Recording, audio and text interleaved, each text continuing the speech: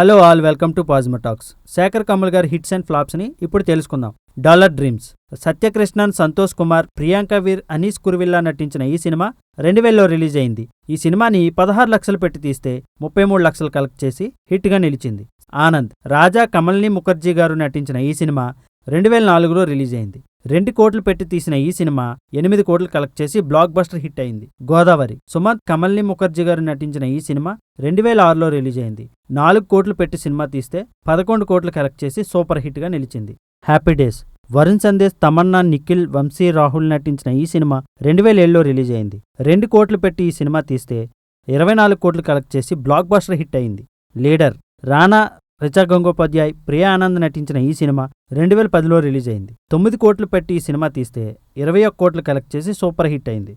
Life is beautiful.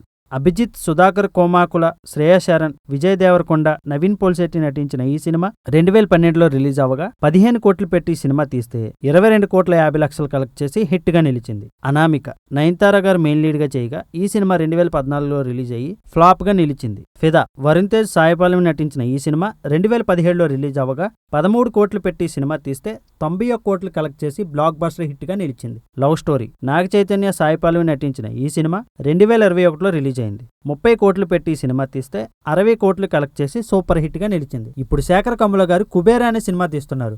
Dhanush గారు, నాగార్జున గారు, రష్మిక మందన్న నటిస్తున్న ఈ సినిమా 2025 జూలైలో రిలీజ్ చేయాలని ప్లాన్ చేస్తున్నారు.